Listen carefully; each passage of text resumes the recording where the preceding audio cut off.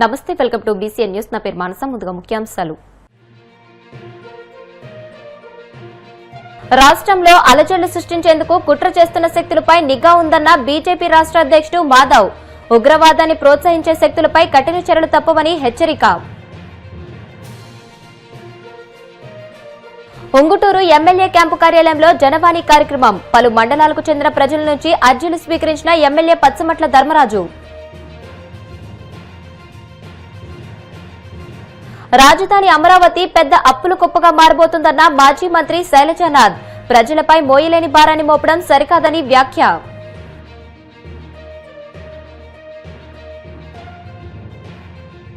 తిరుమల శ్రీవారిని దర్శించుకున్న సినీ నటి శ్రీముఖి. ఆలయ మర్యాదలతో స్వాగతం పలికిన అధికారులు.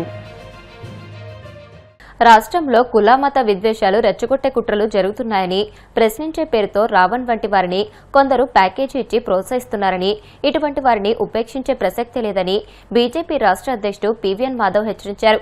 విజయవాడలోని బీజేపీ రాష్ట్ర కార్యాలయంలో మన ఊరు మన జెండా కార్యక్రమంపై వర్క్షాప్ జరిగింది. ఈ కార్యక్రమానికి ఆయన ముఖ్య అతిథిగా మాట్లాడుతూ విమర్శలు హద్దు దాటితే సహించే ప్రసక్తే లేదని అన్నారు. ప్రశాంతంగా ఉన్న రాష్ట్రంలో అలజడులు సృష్టించేందుకు కుట్ర చేస్తున్న శక్తులపై నిఘా ఉందని తెలియజేశారు. మోదీ, చంద్రబాబు, పవన్ ఆధ్వర్యంలో రాష్ట్రం అభివృద్ది చెందుతోందని, ఇలాంటి పరిస్థితుల్లో ఉగ్రవాదాన్ని ప్రోత్సహించే శక్తులపై కఠిన చర్యలు తప్పవని మాధవ్ హెచ్చరించారు. దళితవాదం పేరు మీద ఉన్న వాళ్ళు ఇంకొక ముసుగేసుకొని ఇవాళ ముందుకొచ్చి అనేక రకాల మాటలు మాట్లాడటం ఏదైతే ఉందో, అనేక రకాల అవాక్కులు చవాకులు, అత్యంత దిగజారుడు మాటలు, సభ్య సమాజం సిగ్గుపడే విధంగా ప్రవర్తించడం. నువ్వు ఏ అంశం గురించి ఆ వేదిక ఏర్పాటు చేసుకున్నావు, ఆ అంశాన్ని పక్కన పెట్టి హిందూ దేవీ దేవతలను తిట్టడం, తోలనాడటం, కేవలం ఆ మేరకే కాకుండా రాజకీయ నాయకుల్ని అత్యంత నీచంగా మాట్లాడే తీరు, ఒకళ్ళ తర్వాత ఒకళ్ళు తగదునమ్మా అనే విధంగా చేస్తున్న తీరు ఏదైతుందో, ఇది రాష్ట్రంలో ఒక విభజనవాదాన్ని, వేర్పాటువాదాన్ని, అలాగే వైషమ్యాలని, విషాన్ని జమ్మడానికి తప్ప ఇంకోటి కాదు. కనుక ఇటువంటి యొక్క ఆలోచన పదాన్ని మన అటల్ బిహారీ వాజ్పేయి గారు చెప్పారు, will crush the crushing mind set. తప్పనిసరిగా ఆంధ్రప్రదేశ్ భారతీయ జనతా పార్టీ ఆధ్వర్యంలో ఈ యొక్క మైండ్ సెట్ని విల్ క్రష్. ఆ విధంగా ఎక్కడ ఉపేక్షించే అవకాశం లేదు. ఇటువంటి ఆలోచన ఏదైతే మీరు బయలుదేరి తీసుకొస్తున్నారో, ఎవరి మీద ఈ యొక్క ఆలోచన ప్రయోగించాలి, ఏ అంశాల కారణంగా మిమ్మల్ని ఈ విధంగా ముందుకు పురుగొల్పి మతం మారడానికి కారణమైన ఎవరైతే ఆ వేదికలు ఉన్నాయో, ఏవైతే ఆ శక్తులు ఉన్నాయో, ఆ శక్తుల్ని ప్రశ్నించాలి, మిషనరీస్ని ప్రశ్నించాలి, పోపుని ప్రశ్నించాలి. ఎందుకు మమ్మల్ని ఇవాళ క్రైస్తవంలో మారితే మాకంత అద్భుతం జరుగుతుందని చెప్పారు, ఎందుకు జరగలేదు నిలదీయాలి. ఇవాళ ఎవరిది తప్పని అంశాన్ని మాట్లాడే సమయంలో మాట్లాడే అంశాలు ఏమేమి ఉండాలి అడగాలి. తప్పనిసరిగా తప్పేం లేదు, అందరికీ ఇక్కడ వాక్ స్వాతంత్రం ఉంది, అందరూ అడగచ్చు వాళ్ళకి సంబంధించిన అంశాన్ని. భారతీయ జనతా పార్టీ కూడా ఒక ప్రత్యేకమైన అభిప్రాయం ఈ యొక్క అంశంలో ఉంది. దీన్ని మేము స్పష్టంగా చేయడం జరిగింది, ఎక్కడ కూడా దీన్ని దాపరికలేదు. ఏదైతే డాక్టర్ బిఆర్ అంబేద్కర్ గారు 1956 దీక్షాభూమిలో ఆయన బౌద్ధిజం వైపు వెళ్తున్న అడుగులు వేస్తున్న తరుణంలో చెప్పడం జరిగింది. అదే మా యొక్క ఆలోచన. ఆ యొక్క ఆలోచనతోనే మేము అడుగులు వేస్తాం, ఇంకొక ఆలోచన కాదు. ఆ విధంగా ఏదైతే ఈ సమాజానికి అతి తక్కువ ప్రమాదం, ఏదైతే ఆ రోజు జరుగుతున్న అనేక రకాల అంశాలు ఉన్నాయో, ఆ రోజు తాత్వికం పేరు మీదట జరుగుతున్న అనేక రకాల దాష్టికాలు, ఏ విధంగా విగ్రహ ఆరాధన పేరు మీద, యజ్ఞ యాగాదుల పేరు మీద జరుగుతున్న అనేక రకాల వైషమ్యాలను ప్రశ్నించి ముందుకెళ్ళి ఈ దేశంలో శాంతి, అహింస అటువంటి సిద్ధాంతాన్ని ప్రవేశించి బుద్ధం శరణం గచ్చామి, సంఘం శరణం గచ్చామి అని చెప్పి అడుగులేసిన ఆ యొక్క బుద్ధుడి వైపున అడుగులు వేస్తున్నానని చెప్పడం జరిగింది. ఆ విధంగా ఆయన అడుగులు వేసిన తరుణంలో ఈ విషయాలు స్పష్టంగా చెప్పారు. ఏ విధంగా ఈ యొక్క ఆలోచన పదం మనకి శరణ్యం కాదు, ముఖ్యంగా దళిత సమాజానికి ఇది ఏ విధమైన ముక్తిని కలిగించదు. తప్పదు, మీకు అనిపించింది అభిప్రాయం, ముందుకెళ్ళు. కానీ నువ్వు అనుకునే విధంగా ఈ యొక్క సమాజం లేదు. ఆ విధంగా ఏ దేశంలో అయినా మత తత్వ రాజ్యాలు ఏర్పడ్డాయంటే అక్కడ బహుజనులకు కానీ దళితులకు కానీ హక్కులు లేవని చెప్పి పాకిస్తాన్, బంగ్లాదేశ్ ఉదాహరణలు చెప్పడం జరిగింది. ఇవాళ మనందరం కూడా అడగాలి, ఒక్కసారి వెళ్ళండి బంగ్లాదేశ్ కానీ పాకిస్తాన్ కానీ. మొన్న 370 అధికరణ రద్దు చేయకముందున్న కశ్మీర్లో కానీ ఎస్సీ ఎస్టీ సంబంధించిన హక్కులు ఏ విధంగా కాపాడబడ్డాయా, ఈ యొక్క ఎస్సీ ఎస్టీ చట్టాలు అక్కడ వర్తింపజేశారా, ఎస్టీ ఎస్సీ సంబంధించిన ఏ అంశం కూడా అక్కడ లేదు రిజర్వేషన్తో సహా. ఎప్పుడైతే ఒక మతతత్వం, మత ఆధార రాజ్యం ఏర్పడుతుందో ఎవరికి హక్కులు ఉండవు. ఈ దేశం మన హక్కులు కాపాడబడడానికి కేవలం భారతీయతే కారణం. హిందూనెస్ ఈజ్ ద ఓన్లీ రీజన్. అది కానీ ఈ దేశం నుంచి తొలగించిపోతే మనకి ఎటువంటి హక్కులు ఉండవు, ఎటువంటి ఆలోచన పదం ఉండదు, స్వేచ్ఛ కూడా ఉండదు. ఈ మధ్య మేము డాక్టర్ విడి సావర్కర్ సంబంధించిన చరిత్ర చదవటం జరిగింది. నాకు చాలా ఆశ్చర్యకరమైన విషయం ఒకటి కనిపించింది.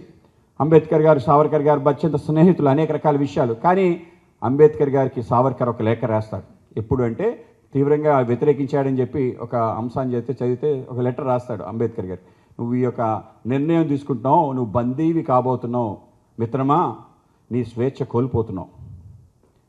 ప్రపంచంలో తన దేవుడిని తను తిట్టే అవకాశం, తన యొక్క ఆ మార్గాన్ని విమర్శించే అధికారం, ప్రశ్నించే అధికారం, ఏ పుస్తకాలు వాంగ్మయాన్ని కూడా ప్రశ్నించే అధికారం, అవకాశం దేవుడు ఉన్నాడు లేడని చెప్పగలిగే, విగ్రహం ఉంది విగ్రహ ఆరాధన లేని, ఏ రకమైన ఆలోచన పదాన్ని అత్యంత స్వేచ్ఛగా చెప్పగలిగే అవకాశం ఈ యొక్క హిందూ ధర్మంలోనే ఉంది. ప్రపంచంలో ఇంకే ధర్మంలో లేదు. మిగతా ధర్మాలన్నీ నిన్ను కట్టుబాట్లకి లొంగ తీసుకుంటాయి. ఒక మార్గంలోనే వెళ్ళాలి, నువ్వు ఇక్కడ నీకు స్వేచ్ఛ పోతుంది. నువ్వు కొంతకాలం ప్రయాణం చేసిన తర్వాత ఇది తప్పు, ఈ ధర్మంలో, ఈ యొక్క మార్గంలో, నీ యొక్క దేవుళ్ళలో, నీ యొక్క పుస్తకంలో నువ్వు ప్రశ్నించడానికి అవకాశం లేదు. ఎందుకంటే నిన్ను వెలివేస్తారు. ప్రజల సమస్యలను నేరుగా తెలుసుకుని వేగంగా పరిష్కరించడమే లక్ష్యంగా జనవాణి కార్యక్రమాన్ని నిర్వహిస్తున్నట్లు ఉంగుటూరు ఎమ్మెల్యే పచ్చిమట్ల ధర్మరాజు తెలియజేశారు. ఏలూరు జిల్లా ఉంగుటూరులోని ఎమ్మెల్యే క్యాంపు కార్యాలయంలో నిర్వహించిన జనవాణి కార్యక్రమంలో ఉంగుటూరు, నిడమర్రు, గణపవరం, భీముడోలు మండలాలకు చెందిన ప్రజలు పెద్ద సంఖ్యలో పాల్గొన్నారు. గ్రామాల్లో నెలకొన్న వివిధ సమస్యలను ఎమ్మెల్యే ధర్మరాజు దృష్టికి తీసుకువచ్చారు. పింఛన్లు, ఇళ్ల స్థలాలు, బియ్యం కార్డులు, భూ వివాదాలు, రహదారులు, డ్రైనేజీలు, త్రాగునీటి సౌకర్యం, విద్యుత్, ఇతర మౌలిక వస్తువుల కల్పనతో పాటు వ్యక్తిగత, గ్రామస్థాయి సమస్యలపై ప్రజలు వినతి పత్రాలు సమర్పించారు. సమస్యల పరిష్కారంలో జాప్యం లేకుండా సంబంధిత శాఖల అధికారులు వెంటనే చర్యలు చేపట్టాలని ఎమ్మెల్యే స్పష్టమైన ఆదేశాలు జారీ చేశారు. రాజధాని అమరావతి నిర్మాణ ఖర్చులు, టెండర్ల ప్రక్రియపై మాజీ మంత్రి వైసీపీ నేత సాకే శైలజనాథ్ తీవ్ర ఆరోపణలు చేశారు. రాజధానిలో ప్రస్తుతం నిర్మిస్తున్న ఐకానిక్ భవనాల అసలు వ్యయం ఎంతో ప్రభుత్వం బహిరంగంగా ప్రకటించాలని ఆయన డిమాండ్ చేశారు. అమరావతి ప్రాజెక్టు భవిష్యత్తులో ఆంధ్రప్రదేశ్ ప్రజల పాలిట ఒక పెద్ద అప్పుల కుప్పగా మారబోతుందని హెచ్చరించారు. రాజధాని అభివృద్ది పేరుతో సామాన్య ప్రజలపై మోయలేని ఆర్థిక భారాన్ని మోపడం సరికాదని ప్రభుత్వానికి హితవు పలికారు. గతంలో మధ్యలోనే పనులు వదిలేసి వెళ్లిపోయిన పాత కంపెనీలకే మళ్లీ ఇప్పుడు టెండర్లు కట్టుబెట్టడం వెనుక ఉన్న ఆంతర్యం ఏమిటని ఆయన ప్రశ్నించారు. పురపాలక శాఖ, సిఆర్డీఏ పనులు చూస్తూ ఉంటాయని మనం పేపర్లో చూస్తూ ఉంటాం. నారాయణ గారు అమరావతి అని పిలువబడుతున్న 28 గ్రామాల పరిధిలో కడుతున్న కడ్డాల గురించి విస్మయానికి గురయ్యే విధంగా, లేక ఆశ్చర్యపడే విధంగా ఆయన కామెంట్లు చేశారు. ఎట్లుందంటే ఆయన చెప్పింది ఏంటంటే, అసలుకి అమరావతి నిర్మాణాల్లో ఎక్కడా లేని విధంగా అవినీతి జరుగుతా ఉంది అని ప్రజలు బహిరంగంగా మాట్లాడుకుంటున్నారు కదా, మీ సమాధానం ఏందని అడిగాం. ఎందుకంటే చివరికి లేమెన్ కూడా అర్థమయ్యే విధంగా అవినీతి ప్రవాహం అక్కడ ప్రవహిస్తా ఉంది. వరద నీళ్లే కాదు, వరద నీళ్ల కంటే మహా జోరుగా అవినీతి ప్రవాహం అక్కడ సాగుతోంది అన్న విషయాన్ని ప్రజలు చెప్తా ఉంటే, దాన్ని సమర్థించుకోవడం కోసం నారాయణ గారు మీరు ఏం మాట్లాడారు? మామూలు ఇండ్లకైతే ఒక లెక్క, ఐకానిక్ ఇండ్లకైతే ఒక లెక్క అని చెప్పారు. పేరేమైనా పెట్టుకోవచ్చు, దానిదేముంది. అప్పుడప్పుడు బహుశా ఇతనికి ప్రచారం చేసుకునే అలవాటు ఎక్కువ ఉంటది. ఈ ప్రభుత్వానికి ప్రధానంగా ఉంటుందనుకోండి, నారా చంద్రబాబు నాయుడు గారి, ముఖ్యమంత్రి గారి నాయకత్వంలో ఉన్న ప్రభుత్వానికి ప్రచారం ఎక్కువే చేస్తారు. అందులో సంవత్సరం ప్రచారం చేసుకునే అలవాటు ఉన్న నారాయణ గారు ప్రచారం చేసుకునే ప్రయత్నం చేశారు. ఐకానిక్ బిల్డింగ్ అంటే వీరికి అర్థం కానట్లు, అది చూస్తే మా పిల్లలు అంటా ఉన్నారు, ఆ ఐకానిక్ బిల్డింగ్ ఇడ్లీ పాత్రలాగా ఉంటుంది అని అంటా ఉన్నారు. మరి ఇడ్లీ పాత్ర ఇట్లా అడ్డంగా నిలబెట్టినా, క్రాస్ గా నిలబెట్టినా, కింది తలకిందులు నిలబెట్టినా ఇడ్లీ పాత్రే.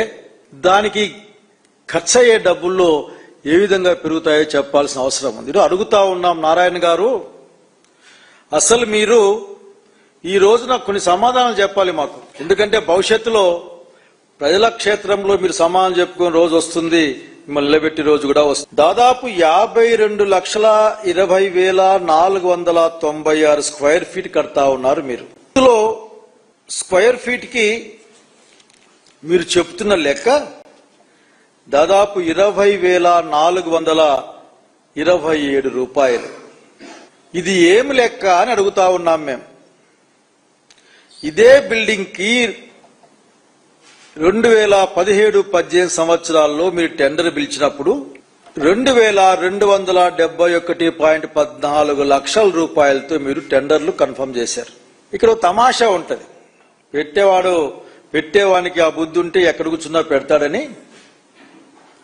వచ్చిన కంపెనీలు ఎన్సీసీ, షాపూర్జీ, పల్లోంజీ, ఎల్ఎన్టీ. మీరు అప్పుడేం కట్టలే, 5 ఏళ్ల కాలంలో మీరేం కట్టలే. మళ్ళీ మీరు టెండర్లు పిలిచారు.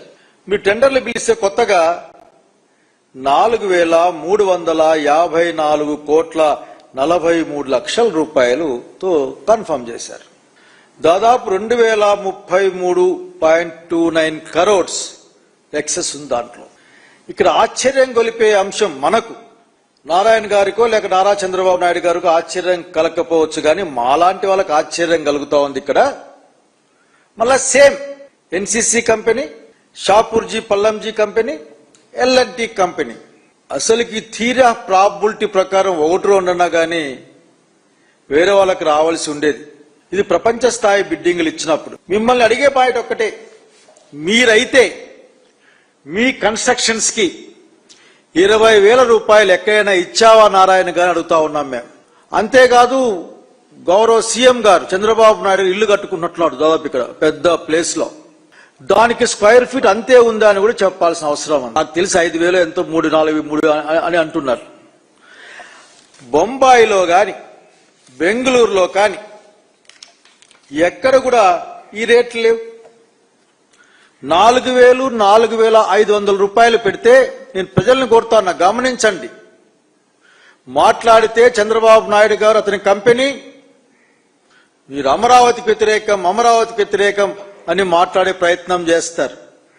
వైఎస్ఆర్సీపీ స్పష్టంగా చెప్తా ఉన్నాం, అమరావతి పేరు మీద వృధా అవుతున్న, దోపిడీ కాబడుతున్న ప్రజాధనాన్ని, ప్రజల యొక్క శ్రమను మీరు నాశనం చేస్తున్నారు. దానికి వ్యతిరేకమని మేము స్పష్టంగా చెప్తా ఉన్నాం. అసలు నాకు అర్థం కాదు ఒకటే, అమరావతిని పేరు పెట్టిన మెటీరియల్ ఏమైనా ఆ ఇంద్రుని ఊరి నుంచి తెప్పిస్తా ఉన్నారా పైన నుంచి? ఎందుకంటే అమరావతి ఆయన మాట్లాడితే దేవతల రాజధాని అంటుంటాడు ఆయన ఆఖరికి. ఇదేమైనా దేవతలు ఏమైనా కంపెనీ పెట్టారా పైన ఎక్కడో నాకు తెలియదు కానీ. ఇప్పుడు కాసేపు ప్రకటనలు.